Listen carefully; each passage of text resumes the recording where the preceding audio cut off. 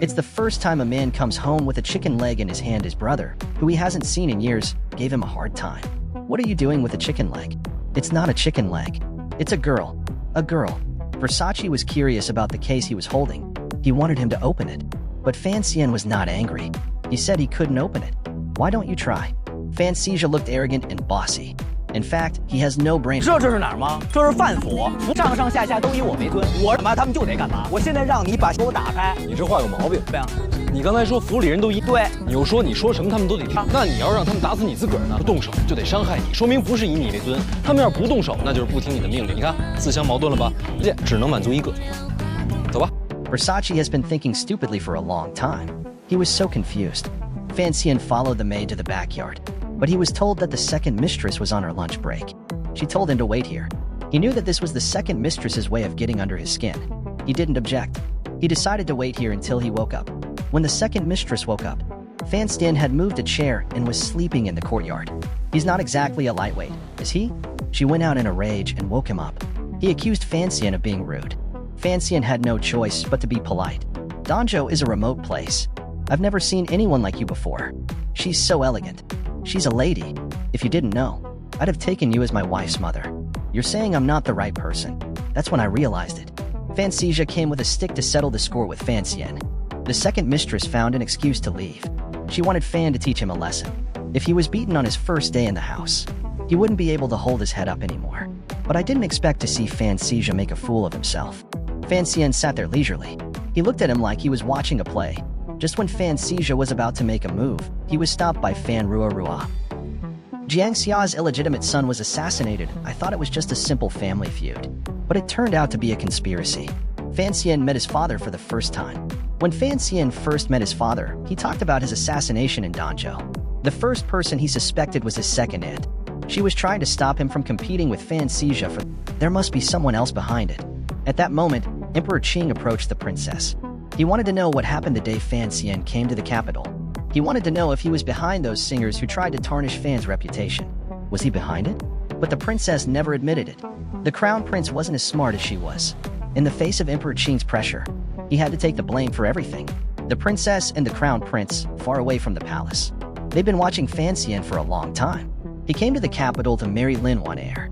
Lin Wan'er is in charge of Qing's finances. If the crown prince is not impressed, she's their enemy.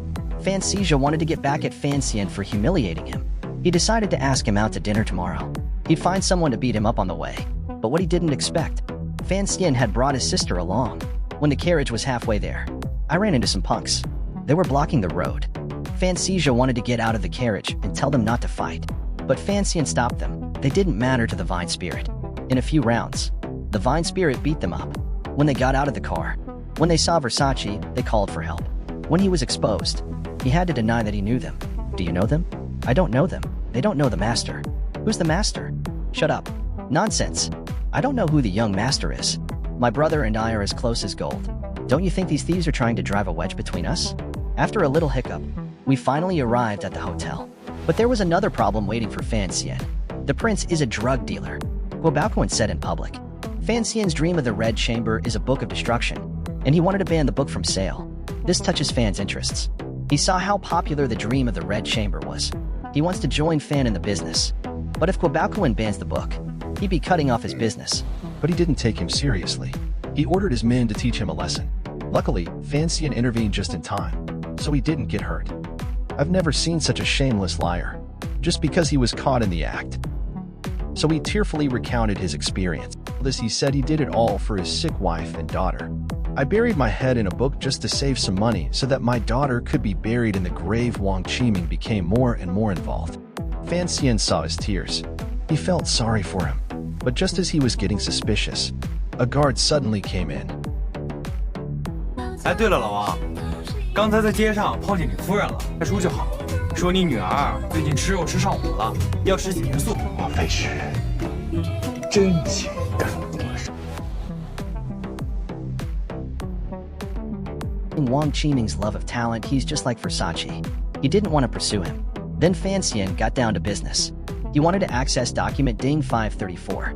When Wang Qiming heard about it, he knew the case was about Ting Zijing. He didn't understand. Officially, Ting Zijing was killed by Fan Xian. Why would he need this file? Fan Xian didn't explain too much. He just told him to do what he was told. But he said there were too many files. He said it would take some time to find them. He promised to bring the files to his home tomorrow. Fan Xian went to the stone tablet left by his mother, Yuqimei. It contains Yuqimei's wish for a better world. She hoped that one day everyone would be equal. No more oppression. Fan couldn't help but feel her mother's vengeance. But she doesn't want to follow in her footsteps. Fan Xian's visit to the public prosecutor's office soon reached Emperor Qing's ears. She didn't care if Ting Zijing was still alive. She used Fan Xian as bait in Kyoto. She wanted to see how many fish she could catch. When Fan Xian returned home to find Fan Xizha had been punished by his father for arguing with Guobaoquan. His father had sentenced him to kneel in front of his study to save his life. Even Ting Zijing was arrested. Fan Jian suspected that Fan Xizha was collaborating with the crown prince, but he didn't think Fan Xizha was scheming.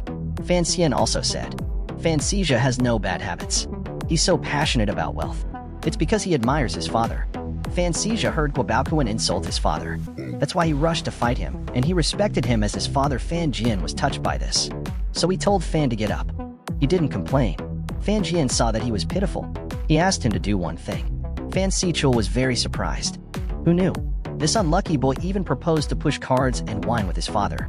I would like to have a drink with you. I'd like to play cards and wine with you. You have to play for money, Dad. Young master's first time pushing poker and wine with his father. 丁三配24，至尊宝，没有比这能更大的。我算算，娘呢您给1两，姐也给1两，爹呢您得把上一把欠我的一块给我，您是2两5钱8分，是吧？Mother kicked him. She said it's not necessary for a family member to play cards like this. But Versace said we need to be clear about what we're playing for. If you don't want to play for money, why do you play with him? He said he wouldn't leave until he lost all his money today. Since he was a kid, he's always been sensitive to numbers. He's been killing it at the table. Soon Versace won all the money. We're out of money. It's okay to be broke. I have money.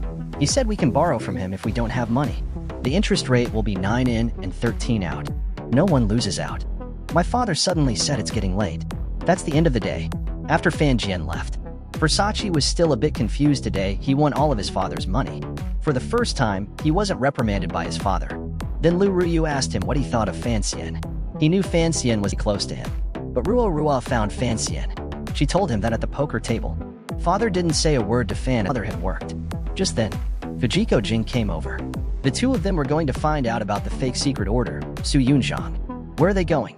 Can I go? No, I can't. But as they walked down the street late at night, they realized that Fan Ruoruo was following them. When they realized it, they had to walk past as if nothing had happened. Fan Xian stopped them. What are you doing? I've always wanted to be like this. A late-night adventure like the one in the story. I've actually done it. Then they came to a store. Fujiko Jin told him to wait outside. Fan Xian went in alone. Inside was a casino. Fan Xian didn't stop for a moment. He went straight to the gift. He opened the door and told him he wanted to investigate information about Su Yuzhang. I'm looking for information on Su Yuzhang. He told him to wait here. And the news that Fan Xian had gone to buy Su Yuzhang quickly reached Emperor Qing's ears. Emperor Qing said to give him the information. Soon Fan Xian easily got the details and his home address. He didn't get very far. Fan Xian felt something was wrong when he returned to the store. He found that everyone inside had disappeared.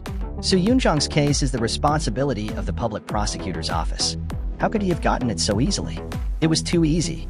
He suspects that the owner behind this store, even the public assassination became clear. Everything has come to a head. It's as if there's a pair of big hands behind the scenes, pushing him into the limelight unbeknownst to him. All these were Emperor Qing's tests for him.